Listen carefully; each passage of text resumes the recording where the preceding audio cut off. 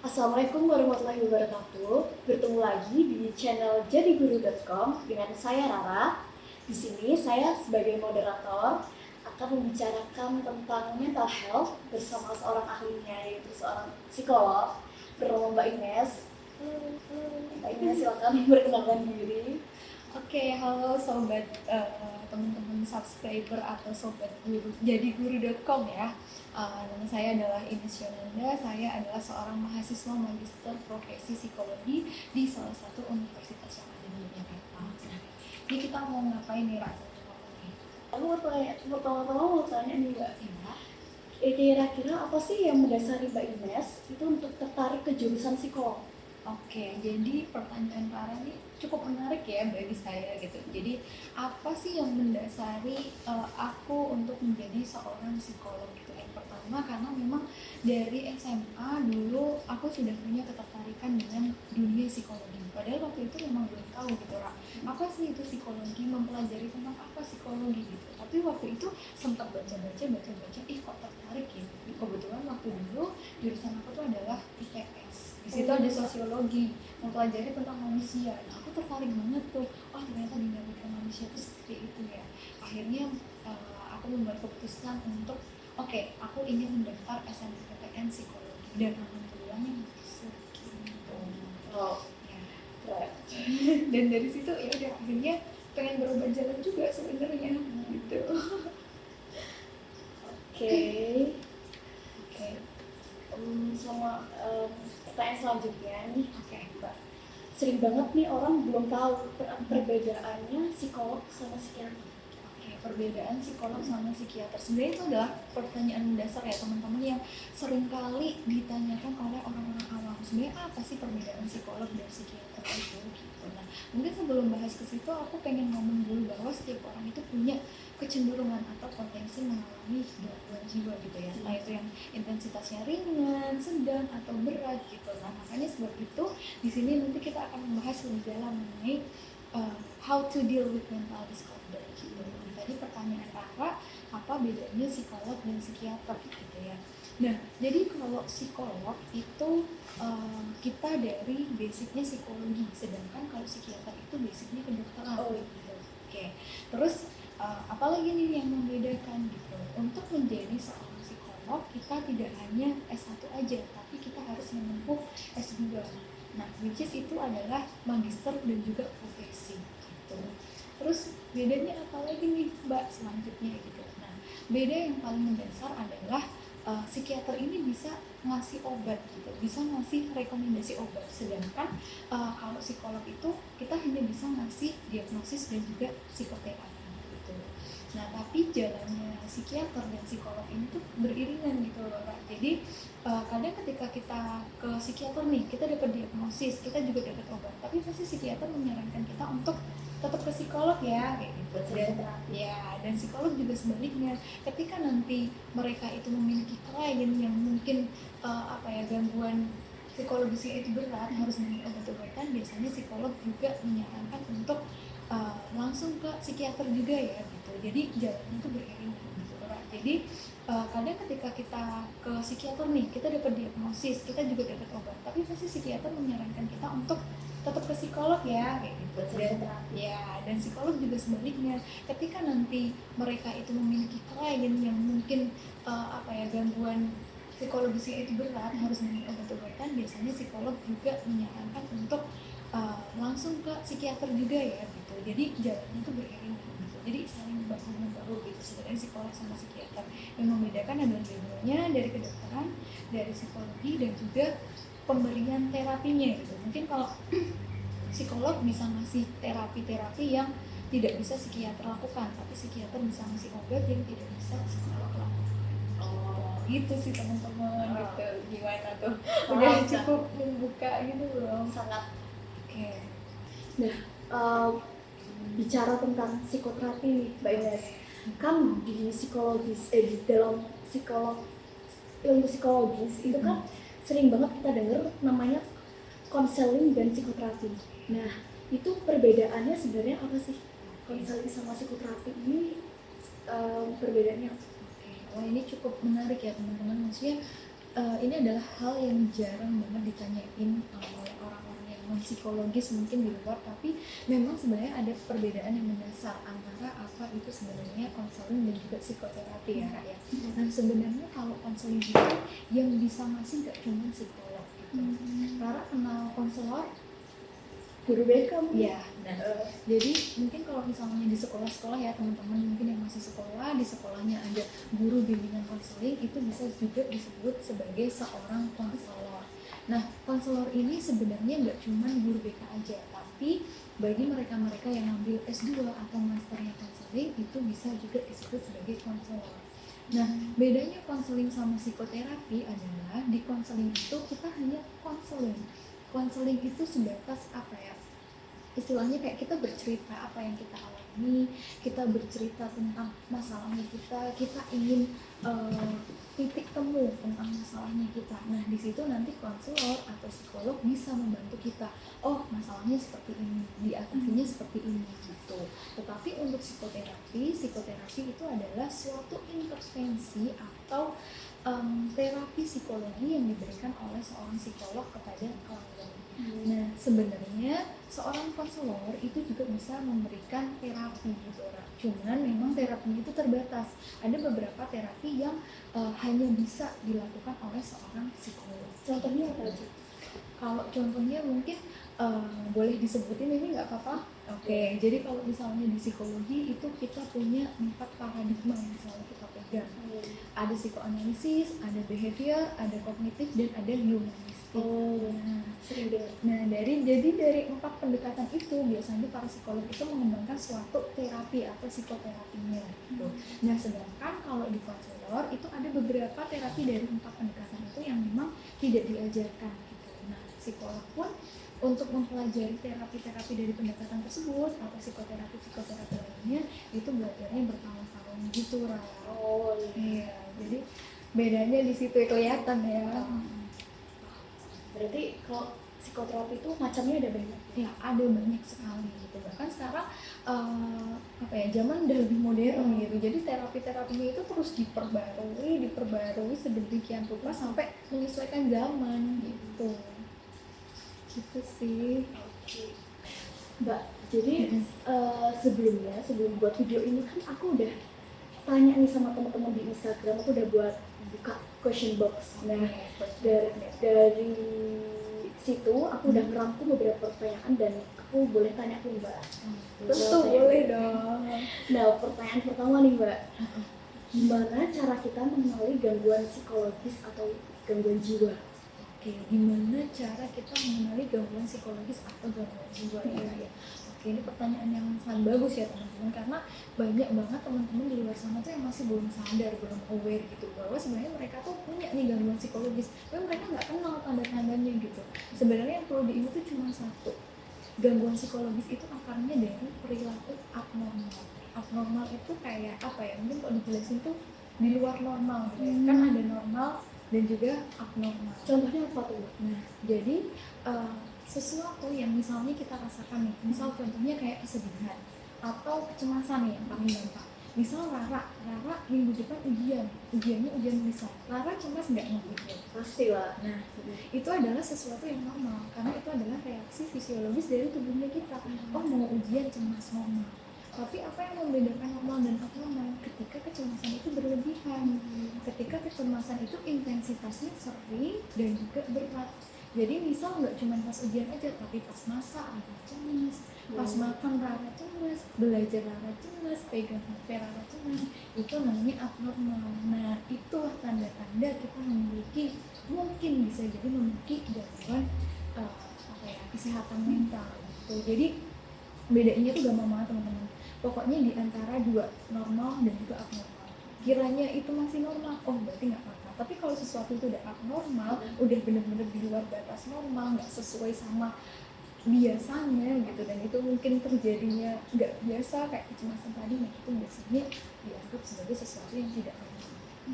Nah, berarti kayak kalau misalnya ada penyebab pastinya gitu, itu berarti sesuatu yang normal kecemasan. Nah, itu juga bisa juga normal, tapi jika itu terlalu berlarut-larut dan itu kok nggak selesai-selesai, itu juga bisa jadi nggak normal gitu.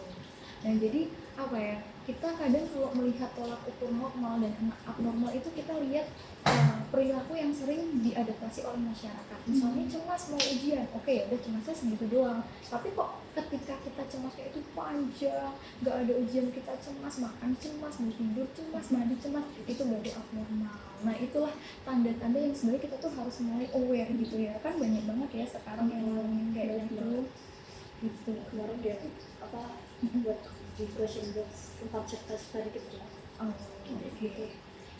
Gitu sih teman-teman. Jadi mungkin udah habis ini mungkin udah mulai bisa, oh ya ini kayaknya udah mulai ke arah normal. Nah itu udah bendera merah tuh. Oh jangan-jangan aku punya nih gitu. Tapi Kak, kalau misalnya itu kapan kita harus ke psikolog? Kan bahaya tuh kalau misalnya kita ngerasain kayak gitu. Tapi itu sebenarnya jatuhnya kayak malah ke self diagnose. Sedangkan itu kan tidak diperbolehkan untuk self diagnose kan. Oke. Nah, apa dampaknya self diagnose dan kapan kita harus ke psikolog? Oke. Oke, banyak banget ya sekarang gen milenial apalagi gen Z-nya anak gaul nih yang sering banget self diagnose gitu. Jadi cuman modal browsing padahal kan banyak banget ya artikel-artikel bodong yang sebenarnya itu tuh menyesatkan gitu teman-teman. Jadi yang pertama nih, apa sih sebenarnya bahayanya self diagnose gitu? Oke, Mbak pengen nanya deh sama kamu. Misal kalau misalnya Rara pusing gitu. Rara pusing terus Rara browsing di internet gitu kan. Pusingnya ciri-ciri dari apa ya? Ternyata yang keluar kayak tumor gitu. Panik nggak? Panik, Ya kan? Takut nggak? Ya kan? Semakin pengen ke dokter apa enggak? Iya, Semakin pengen ke dokter tapi semakin takut nggak? semakin takut. Nah, Jadi kayak kayak menduga-duga terus. Nah, salah satu bahaya self diagnose adalah ketika kita percaya sama artikel bodong yang nggak tentu itu referensinya dari mana, itu bisa menimbulkan satu, tambah panik, dua, jadi kebiasaan. Jadi kalau misalnya kita udah, oh aku gejalanya kayak gini nih, gitu kan, terus searching, oh kayak gini ternyata nggak perlu ke psikolog aja udah tahu nih, tuh, ini bisa jadi kebiasaan. Yang ketiga, dari artikel lu disebutin, aku kayaknya menderita depresi nih. Wah, itu sering banget. Nah kan, terus ada solusi-solusinya tuh cara mengatasinya itu belum tentu tepat loh teman-teman gitu. Jadi ketika kita self diagnose, kita tahu gejalanya seperti itu, kita pasti akan, aku tahu gejalanya, cara obatinya menurut artikel seperti ini, padahal itu belum tentu tepat. Nah makanya serahkanlah pada profesional atau ahlinya gitu, supaya memang diagnosis dan juga penanganan kamu itu tepat gitu, supaya kamu nggak salah langkah dan menyebabkan hal-hal buruk terjadi di kemudian hari gitu. Terus tadi pertanyaan Rara yang pertama ya namanya, terus kapan nih harus ke psikolog kalau tadi kita udah punya gejala-gejala abnormal gitu. Nah jadi kalau menurut pakemnya kita gitu ya sebagai mahasiswa psikologi dan mungkin psikolog-psikolog yang ada di luar sana, itu kita biasanya base-nya itu adalah apa gitu. Jadi American Psychological Association, di situ mereka tuh menjelaskan kapan kita sebenarnya harus ke psikolog. Yang pertama, kalau sesuatu yang kita alami setelah masalah itu terjadi, misal Rara punya masalah, setelah itu Rara merasa sedih, stres, bingung, takut, panik, cemas, itu sudah mengganggu kegiatan sehari-hari. Jadi kalau gara-gara suatu masalah itu Rara menghindari orang lain, gara-gara masalah itu Rara nggak mau ngapain, gara-gara masalah itu Rara yang awalnya punya hobi nyanyi, baca, renang, basket udah gak mau lagi kayak gitu. Gara-gara masalah itu Rara punya kepanikan yang luar biasa. Itu adalah salah satu tanda di mana kalian harus mulai datang ke psikolog. Jadi artinya masalah itu tuh sudah tidak bisa kalian hadapi sendiri. Jadi kalian butuh orang lain, butuh profesional yang bisa membantu kalian. Jadi pokoknya ingat aja tandanya. Ketika itu sudah mengganggu kegiatan sehari-hari, terus performanya kalian jadi turun, itu adalah salah satu sign dimana kalian harus sudah mulai periksa ke psikolog. Oke, gitu teman-teman. Nah, pertanyaan selanjutnya nih Mbak. Ada temanku yang cerita nih, biasanya kalau mental lagi lelah, suka berusaha positive thinking dan nyemangatin diri sendiri. Tapi akhirnya kayak mentalnya tuh bener-bener ngedown, dan terbebani karena disimpan terus, karena dia nggak punya tempat untuk cerita dan dari kecil emang terbiasa untuk mendem ceritanya sendiri, masalahnya sendiri. Nah kayak gitu, jadi setiap ada masalah tuh selalu berpikir gimana caranya aku selalu positive thinking kayak gitu. Nah terus karena terlalu sering kayak gitu ya, jadi ada saatnya kan, pasti saatnya tiba-tiba meledak, tiba-tiba semuanya keluar, terus tiba-tiba mentalnya hancur. Nah kayak gitu, ditambah nggak ada tempat untuk melampiasin siapapun, jadi Nggak curhat sama siapa ya siapa jadi ya. mungkin itu kayak akar-akar depresi gitu mungkin ya, nggak ngerti tapi aku. Nah kalau kayak gitu gimana tuh Kak cara ngatasinnya? Kalau diatasin sendiri kira-kira bisa nggak? Kalau diatasin sendiri kira-kira bisa apa enggak ya? Jawabannya adalah bisa.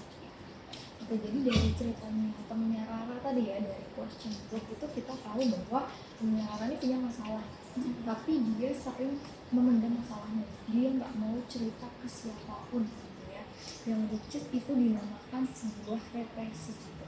Atau kita ketika kita punya masalah, kita nggak mau berbagi, tapi kita mendem ke diri kita sendiri, kita mendem, kita tekan, kita repress ya. Repress itu kan kayak tekan ya, kita tekan ke dalam diri kita sendiri. Itulah kenapa temennya Rara akhirnya makin lama makin down, makin lama makin budak, karena permasalahannya nggak diselesaikan, tapi ditekan terus, di-repress terus ke dalam diri mereka sendiri gitu. Nah, kayak sesuatu yang misalnya kita tumpuk, kayak misalnya di apa ya, kita megang botol aja nih, kita megang botol pertama sejam, oh nggak pegel, 2 jam lumayan pegel, 3 jam, 4 jam, 5 jam, 10 jam pegel banget. Nah itu kayak gitu, sesuatu yang kita repress, kita tekan terus, nggak pernah kita keluarkan, nah itu lama-lama bisa jadi budak. Nah keluarannya atau manifestasinya bisa-bisa down gitu, makin down gitu. Nah terus yang kedua tadi juga aku nge-highlight bahwa dia selalu pinginnya positif aja gitu.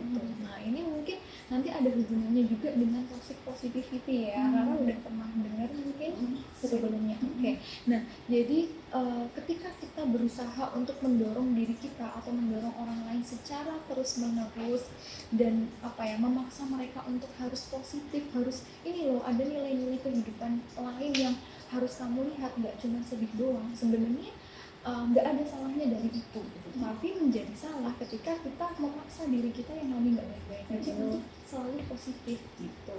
Ada kalanya atau sometimes kita tuh harus ngasih diri kita space gitu, bahwa oh aku sedang tidak baik-baik aja, ya udah sadari itu gitu, terima kalau memang kamu sedang tidak baik-baik aja gitu.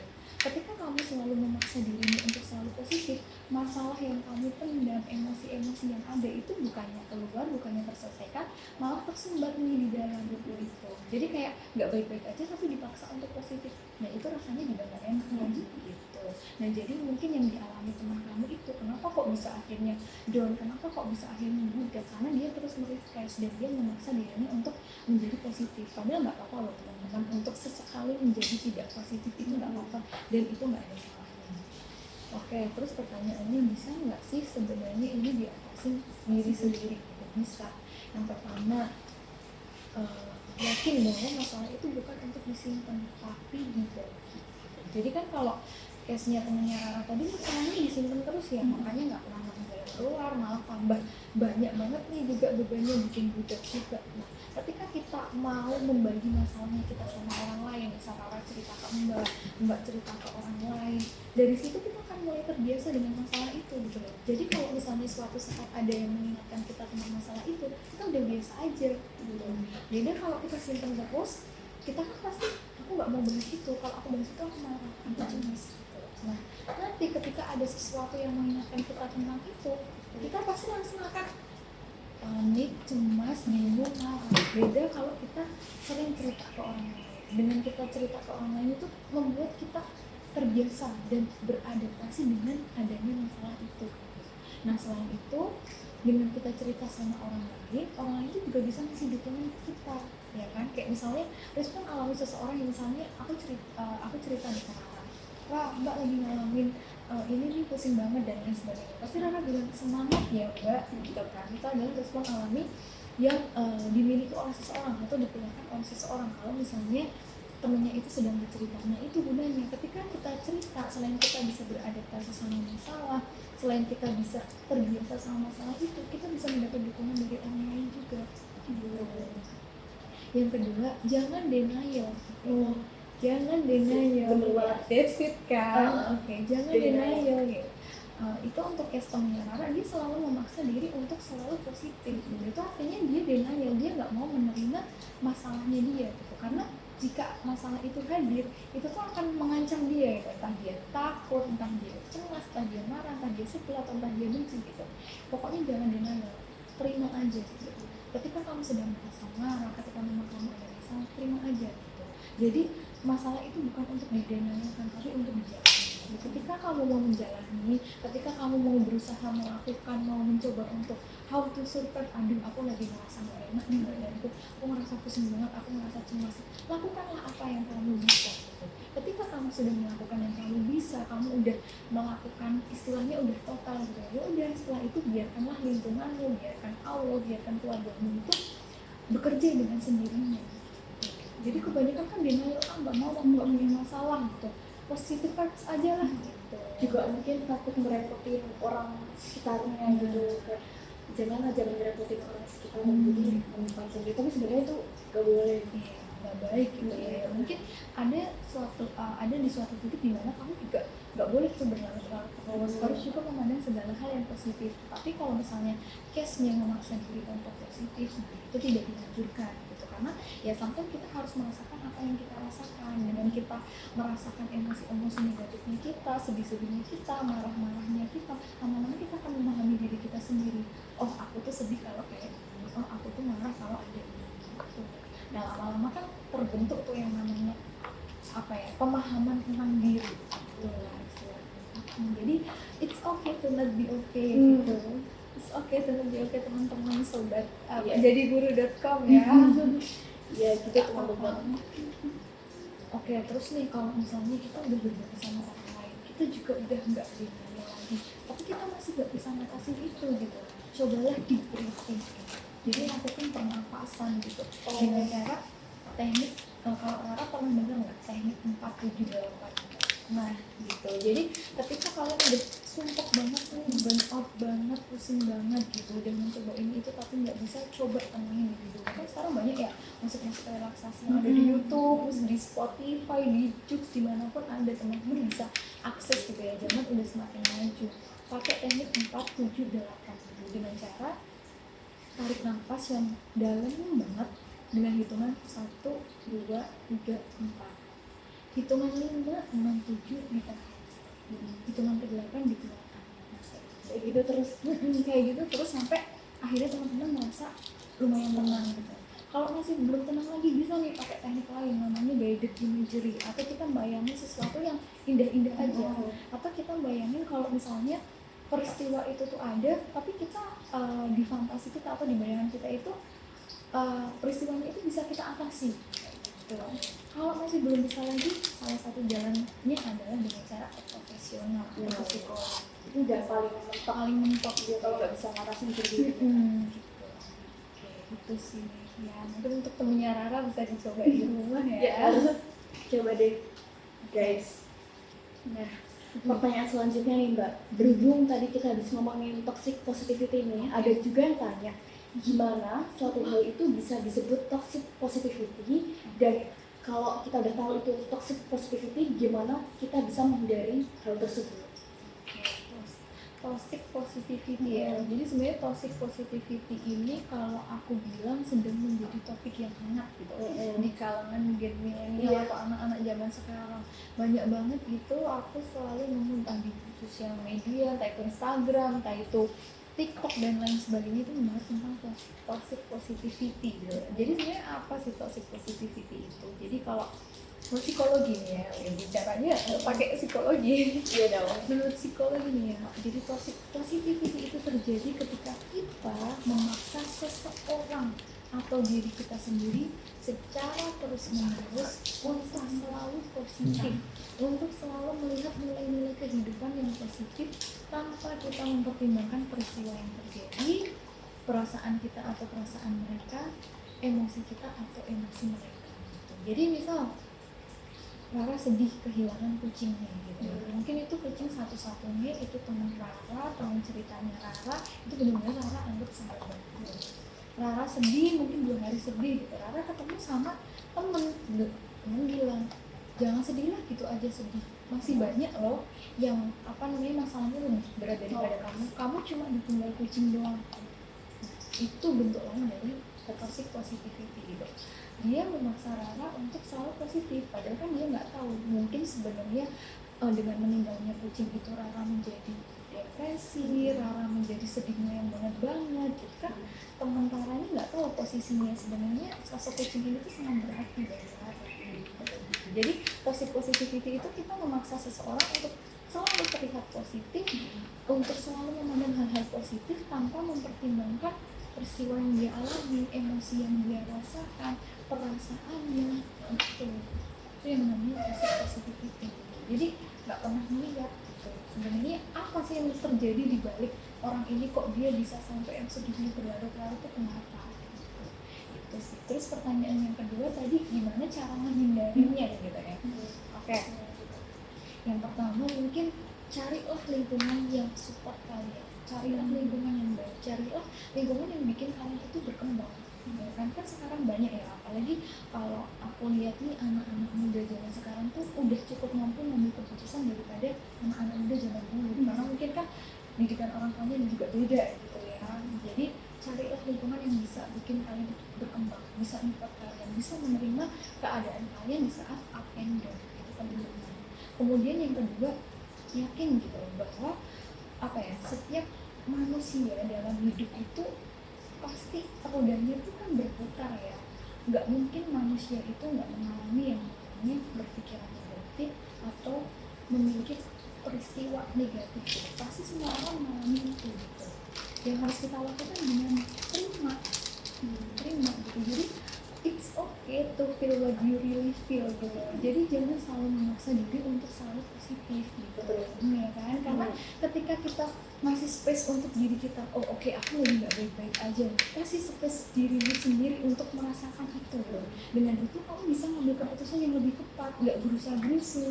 Kalau kamu lagi sedih, lagi nggak pengen mikir, kok udah dikasih yang positif, keputusannya buru-buru nggak? Ya kan? Berusaha-berusuh nggak? Beda kalau kita ngasih space juga.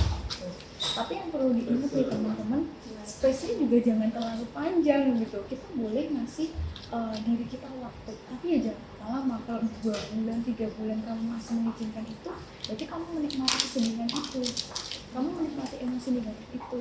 Kasih ke diri kamu sendiri, misal kamu maunya 5 hari, ya udah 5 hari, setelah itu kamu beraktivitas seperti biasa gitu. Jadi boleh kita merasakan hal-hal negatif, tapi nggak boleh juga berlarut-larut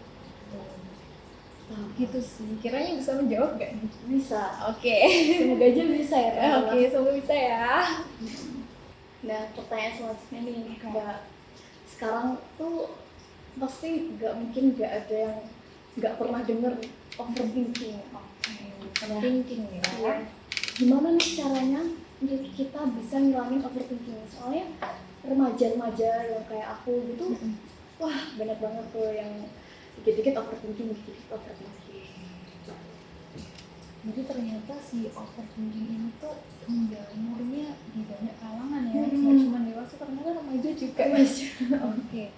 Nah jadi mungkin sebelum masuk ke gimana sih caranya ngatasin overthinking, aku pengen nekenin bahwa overthinking itu adalah sesuatu yang unknown, sesuatu yang tidak nyata, sesuatu yang belum tentu terjadi, tapi sering kita pikirkan, sering kita takutkan, benar nggak? Jadi ketika kita overthinking, ingat satu, itu tuh unknown, itu nggak nyata, itu belum tentu terjadi, belum sama persis juga sama kayak aku pikirkan. Terus gimana cara ngilanginnya nih Mbak gitu kan ya tadi pertanyaannya. Oke, jadi yang pertama mungkin kita bisa fokus sama apa aja yang bisa kita kontrol gitu.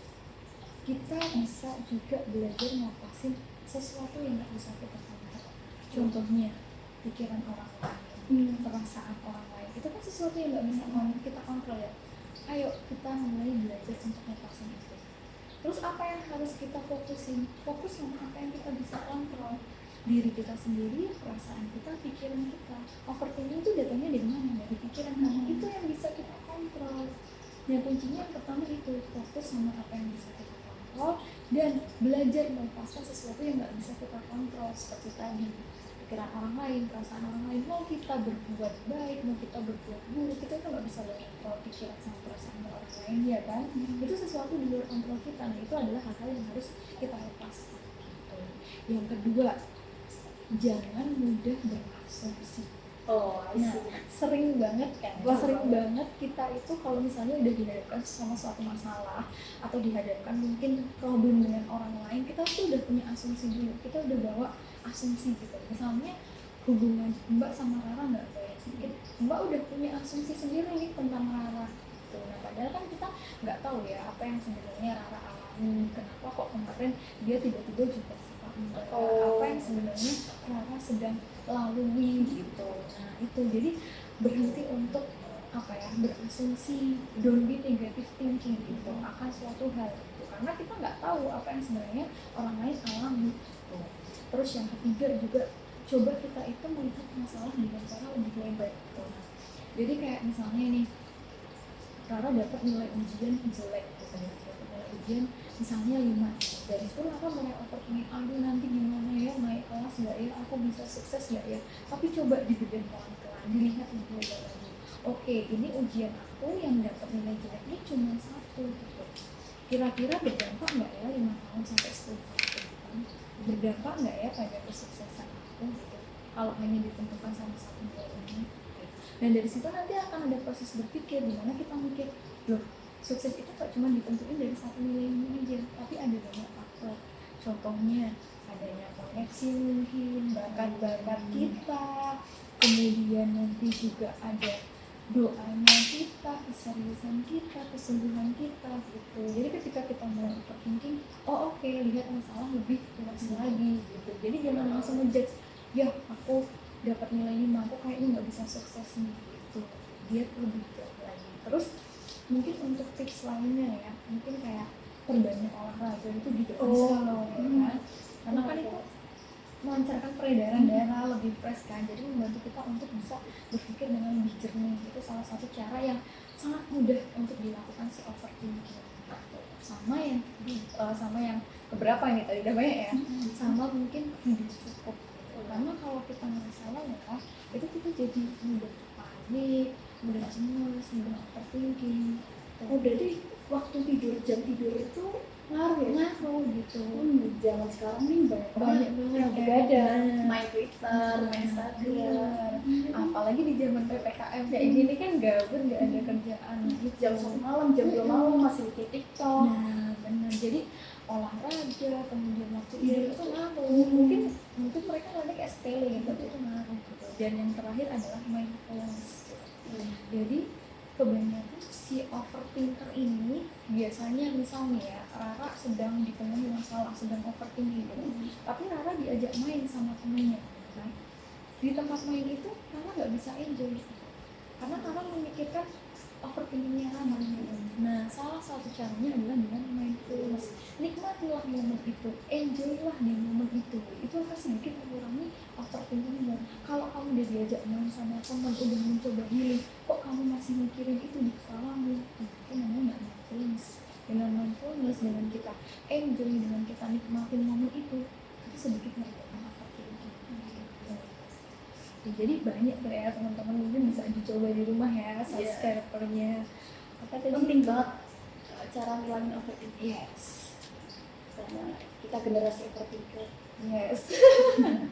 Banyak banget yang bikin overthinker, apalagi zaman-zaman PPKM kayak ini pandemi nggak selesai-selesai ya kan. Karena masalah sepele aja di overthinking. Mungkin cara-cara itu tadi bisa dicoba sih. Harus coba teman-teman. Nah, pertanyaan selanjutnya dari 2 penanya. Dan itu Kak, jadi aku gabungin aja nih, soalnya pertanyaan ini berkesinambungan. Yang pertama, kalau tiba-tiba ngerasa down dan galau gitu tapi nggak ada sebab, itu kira-kira kenapa sih? Dan gimana cara ngatasinnya? Yang kedua nih, sering nangis tiba-tiba tanpa sebab, tapi habis itu ketawa keras banget seolah lagi seneng. Itu sebenarnya permasalahan yang serius nggak sih Kak? Itu sebenarnya pertanyaan keduanya aku ngalamin sih, sering banget kayak gitu. Jadi Rara juga relate ngalamin. Bener ya teman-teman kata Rara. tadi dulu sebenarnya dua pertanyaan ini agak nyambung gitu ya. Yang satu sering down dan juga galau tanpa sebab, gitu kan. Yang satunya lagi kayak moodnya tuh cepet banget berubah, habis nangis langsung ketawa gitu ya dalam hitungan waktu yang relatif cepet gitu kan. Nah jadi sebenarnya kalau untuk mendiagnosis ini sebenarnya kenapa gitu, itu perlu ditelaah lebih dalam lagi ya teman-teman, karena kita sebagai seorang psikolog itu untuk mendiagnosis suatu gangguan itu perlu data yang lebih banyak gitu. Bahkan nggak jarang kalau misalnya klien itu harus datang berkali-kali dulu sampai kita kasih diagnosis yang tepat gitu kan. Pada awalnya memang seorang psikolog pasti memberikan diagnosis, tapi kan ada beberapa kasus yang ketika klien itu udah datang kedua sama ketiga kalinya diagnosisnya jadi beda gitu. Karena memang untuk mendiagnosis itu bukan hal yang sederhana gitu, rumit, ada sederet asesmen di situ, ada tes psikologinya, ada nanti observasi, wawancara dan segala macam gitu. Jadi kalau yang tadi si penanya nanya ya ini sebenarnya kenapa sih mbak gitu, itu belum bisa dilakukan diagnosis secara pasti ya teman-teman. Tapi mungkin kalau misalnya kita telaah sedikit-sedikit, bisa jadi kalau itu tuh intensitasnya udah ekstrim atau yang paling tingkatan atasnya ini itu bisa jadi mengarah ke arah depresi, bipolar atau mood swing gitu. Karena kan tadi yang pertama gejalanya dia sering banget down dan galau tiba-tiba tanpa ada sebab. Hampir sama nih kayak depresi. Salah satu ciri utama dari depresi itu adalah adanya afek depresif atau mood depresif, dimana kita tuh merasa sedih terus berkepanjangan, galau terus berkepanjangan. Cuman untuk menegakkan depresi itu kan nggak cuma satu itu, ada dua gejala utama lainnya dan ada 7 penyertanya juga gitu. Jadi nggak bisa nih kalau misalnya hanya dari sedih dan juga galau kita langsung klasifikasiin ke oh mungkin ini depresi gitu. Terus kalau misalnya kayak yang kedua tiba-tiba nangis habis itu ketawa-ketawa, ini juga nggak bisa nih langsung kita klasifikasiin ke oh bipolar nih, karena bipolar nih ada maniknya. Manik tuh yang rasanya senang terus, gembira terus gitu, energinya berlebihan. Sedangkan nangisnya ini masuk ke dalam episode depresifnya karena rasanya depresif terus gitu, nggak semudah itu gitu teman-teman. Jadi untuk menegakkan suatu diagnosis itu tadi ya seperti yang aku bilang, prosesnya itu tuh tidak sederhana dan ada sederet asesmen di situ gitu. Mungkin kalau misalnya ditanya ini serius nggak sih mbak gitu kan, tergantung intensitasnya, tergantung berapa lama kamu ngalamin itu. Kayak misalnya tadi sedih sama nangis, jadi kan cepet banget ya habis nangis kalau ketawa-ketawa. Nah kalau itu terjadi udah sering banget dan waktunya udah lama, bisa jadi mungkin itu masuk ke dalam bipolar. Tapi teman-teman juga perlu lihat karena bipolar itu nggak cuma perubahan mood aja yang drastis, tapi ada perubahan fisik. Jadi ketika nanti teman-teman masuk dalam fase depresi, itu teman-teman bakal berdiri, nggak bisa makan, nggak bisa tidur, kehilangan minat, aktivitas terganggu gitu. Nah ketika tadi kok nangis tahu-tahu ketawa, bahagia, senyum gitu, dilihat dulu itu mengganggu aktivitas apa enggak gitu, intensitasnya berat atau enggak, frekuensinya udah berapa lama gitu. Ketika itu memang udah abnormal kayak yang kita singgung di awal tadi, dan bisa jadi itu mengarah ke arah bipolar. Dan untuk yang tadi, yang pertama tadi yang tahu-tahu down dan juga galau tanpa ada sebab, bisa jadi juga kalau misalnya itu sudah sangat mengganggu aktivitas sehari-hari dan itu berlangsung dalam episode yang panjang benar-benar nggak ada sebab dan kamu kok merasa galau terus dan terus, bisa jadi mengarah ke depresi. Cuman kita nggak boleh self diagnosis ya, jadi harus tetap daripada ragu-ragu nih menimbang-nimbang ini apa ya datangin psikolog gitu. Itu pasti. Dan mungkin bisa jadi juga sebab dari adanya kita tiba-tiba down, adanya kita tiba-tiba galau itu karena pengalaman-pengalaman buruk dan pengalaman traumatis kita di masa lalu yang belum selesai gitu.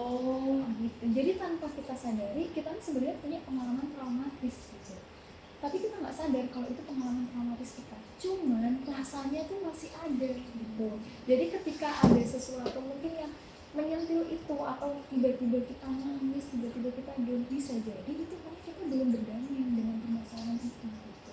Jadi kayak efeknya tuh masih ada sampai sekarang. Nah efek itu termanifestasi dalam tahu-tahu galau, tahu-tahu down, padahal nggak ada sebab. Ternyata setelah ditelusur, oh itu bentuk dari permasalahan yang dulu belum diselesaikan kita, yaitu bisa jadi trauma, bisa jadi pengalaman buruk gitu. Kayak misalnya contohnya Rara diejek kakaknya, jadi insecure misalnya.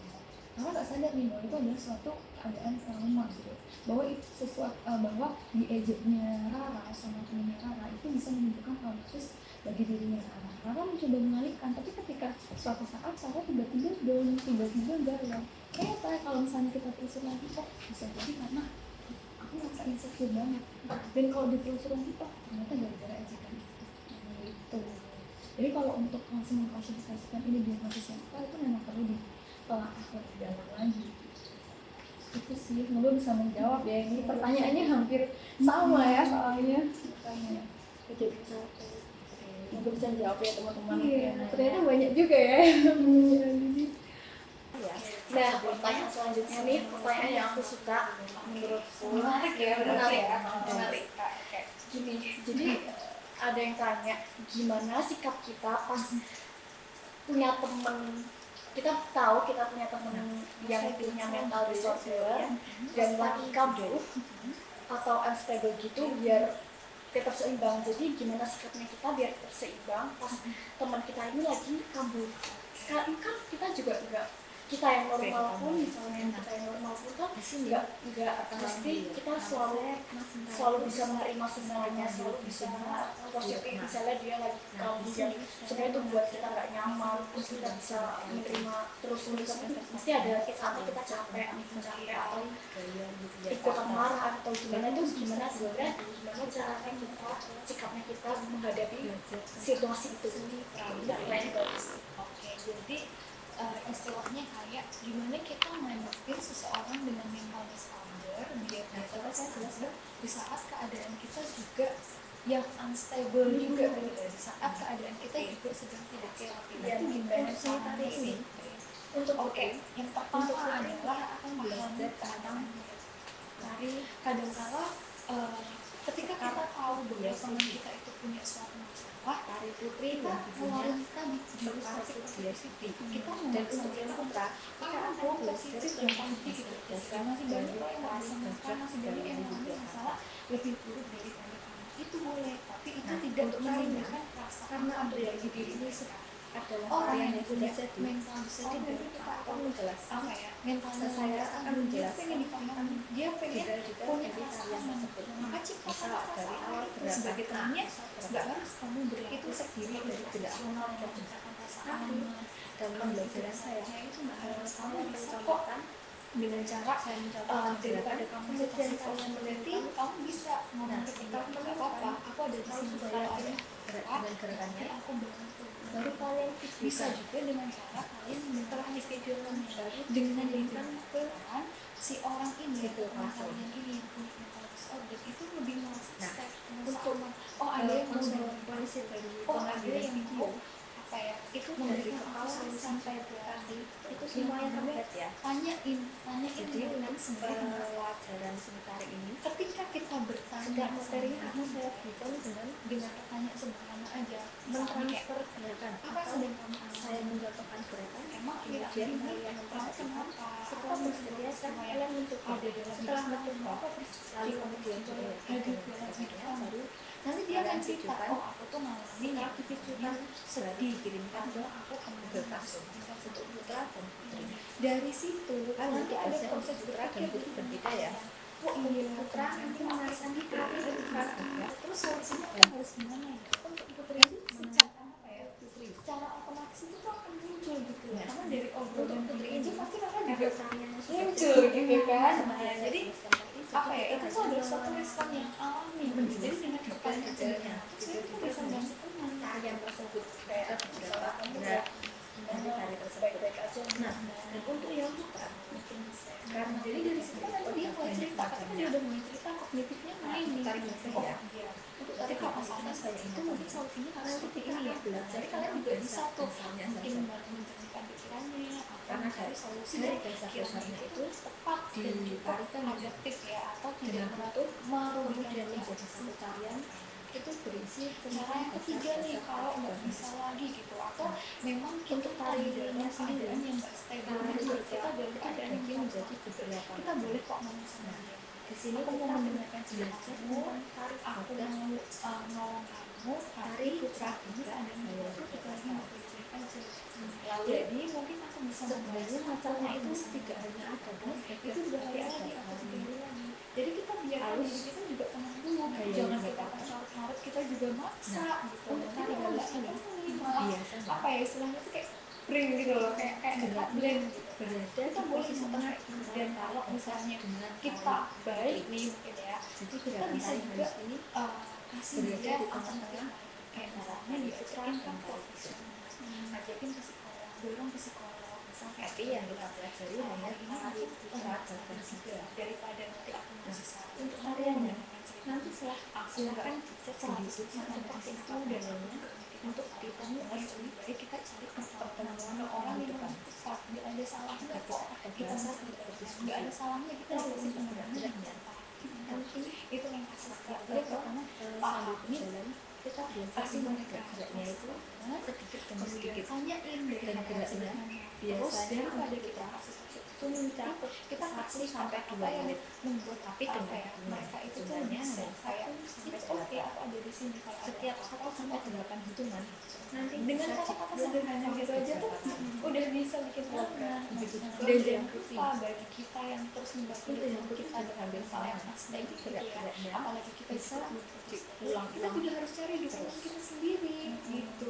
Kadang Di sini kita ada juga capek ya dengerin orang cerita terus kita apa ya ngerekam audio terus ikut dan Verifikasi siapa yang melakukan dan mungkin akan merubah juga kita akan ikut seperti itu juga.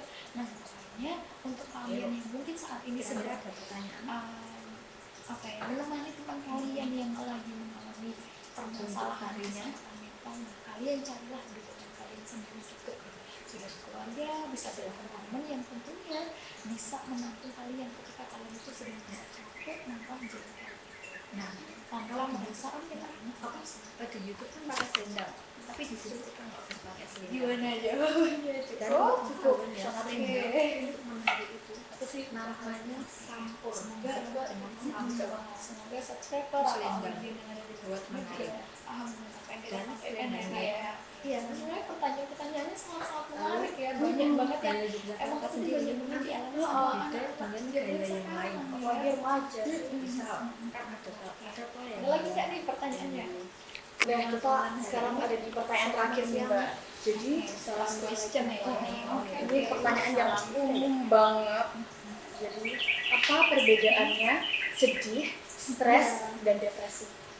oke apa perbedaan jangan lupa sedih, presensi. stres, dan depresi wah ini pertanyaan yang apa ya jarang Jangan lupa ditanyakan presensi cuma dua sebenarnya kali. mirip-mirip sih jadi mungkin sedikit Gejala. balik-balik oke baik mungkin kita bahas satu-satu ya jadi dari sedih jadi sedih itu apa sih sedih itu adalah respon emosional yang kita keluarkan yang tubuh kita keluarkan ketika kita melalui suatu peristiwa misal kayak kita ditinggal orang tua kita respon yang kita keluarkan sedih, nangis, sesak itu yang namanya sedih jadi ada peristiwanya, ada responnya nah tapi sedihnya ini itu juga ada intensitasnya ya ada sedih yang berkepanjangan ada yang sedih saat itu juga gitu kalau sedihnya ini sudah mulai berkepanjangan sudah mengganggu aktivitas sehari-hari kayak tadi itu juga harus mulai aware gitu.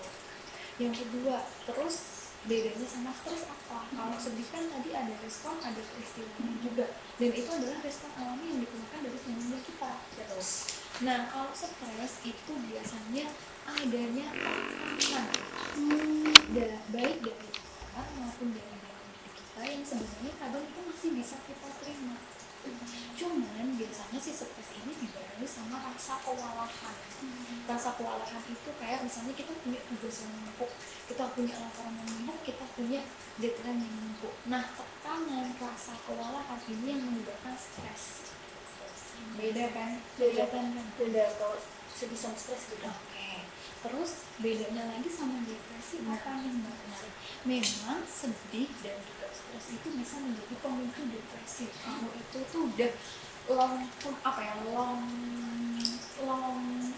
journey mungkin ya, long journey dia ngalamin itu gitu. Itu bisa jadi juga salah satu tanda depresi. Tapi seperti yang aku ingatkan tadi, depresi tidak hanya bisa didiagnosis dari itu. Ada dua diagnosis utama lainnya, yaitu kehilangan minat pada semua hal termasuk hobi-hobinya, dan juga berkurangnya energi. Jadi mudah lelah, malas makan, ini cuma tidur, serta ada 7 gejala lainnya. Jadi kelihatan kan, mulai kelihatan nih bedanya. Jadi kalau misalnya sedih itu ada peristiwa yang melatar belakang, ada respon emosionalnya kita. Kalau stres itu ada tekanan baik dari luar atau dari dalam. Kemudian ada rasa kelelahan juga, kita udah nggak mampu nih, itu stres. Tapi kalau depresi itu ada berbagai simptom atau berbagai gejala kayak tadi yang kita sebutin.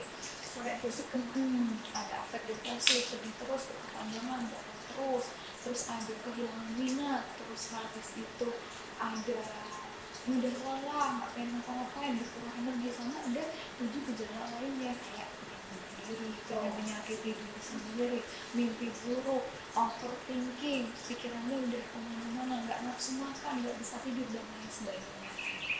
Nah, bedanya di situ teman-teman, memang kadang sering sedih aja kadang diomongin kayak orang depresi deh gitu. Ya enggak, sedih itu adalah respon alami karena ada suatu peristiwa yang mendasari kita mengeluarkan respon tersebut. Dan sebaliknya juga nggak sih Mbak, jadi kayak misalnya ini orang emang punya depresi, tapi orang tuh nggak paham apa itu depresi, maksudnya makna depresi secara luas. Nah jadi kalau misalnya lihat orang depresi itu pasti kayak, ih kamu cuma malas, kamu kan bisa kan orang depresi kan kehilangan banyak hasrat daya untuk melakukan kegiatan ke alam. Benar sekali ya, banyak memang justifikasi dari masyarakat ya, terutama terkait dengan adanya depresi. Jadi sering banget bisa malas, kurang bersyukur, kurang iman gitu. Padahal sebenarnya depresi kan banyak penyebabnya. Nah ini kalau kita bahas ini bisa lebih panjang lagi, mungkin di sesi berikutnya ya. Oh ya, tadi Mbak juga bilang ya bahwa untuk depresi juga itu dilihatnya dari episodenya. Jadi untuk mendiagnosiskan gangguan depresi itu dibutuhkan setidaknya kurang lebih 2 minggu kita mengalami gejala. Itu minim banget ya. Itu minimnya. Jadi kalau misalnya dari ciri-ciri yang udah aku sebutin tadi nih teman-teman, kalau teman-teman ternyata udah ngalamin dan itu lebih dari 2 minggu, mungkin saatnya untuk teman-teman aware. Nah, stres tadi itu juga aku lupa bilang ya, bahwa stres itu sebenarnya ada 2 stres, ada eustress dan juga ada distress. Eustress ini bisa berangkat dari rasa kelelahan, bisa kayak tugas yang banyak, kelelahan. Kita stres nih, tapi stresnya kita itu bikin kita bisa lebih maju, bikin kita ngerjain tugas, bikin kita blank gitu. Kita nyiapin apa nih yang harus aku kerjain dulu untuk mengerjakan tugasku supaya sesuai dengan itu. Nah, stres yang satunya itu disebut juga dengan distress atau stres negatif ya. Kalau eustress tadi stres yang positif gitu. Nah, distress ini mungkin juga bisa juga dari rasa kelelahan itu tadi, terutama dari masalah-masalah yang ada. Dia kelelahan, bukannya dia mengalami stres, bukannya dia ingin ingin maju gimana nih, aku harus prepare apa aja gitu. Tapi justru kelelahan atau masalah-masalah itu membuat dia semakin down, dia semakin tidak percaya diri, membuat dia semakin overthinking, membuat dia semakin tertekan gitu. Jadi bedanya mungkin kelihatan di situ. Nah nanti kalau periode tekanan sama kelelahan ini lama, itu juga bisa jadi ada stres kronik lah, ada stres akut dan lain sebagainya. Iya, jadi sebenarnya kalau mau dibilang salah satu banyak, cuman memang mungkin masyarakat kenalnya kalau sedikit apalagi ini depresi gitu sih teman-teman. Mungkin semoga bisa membantu ya.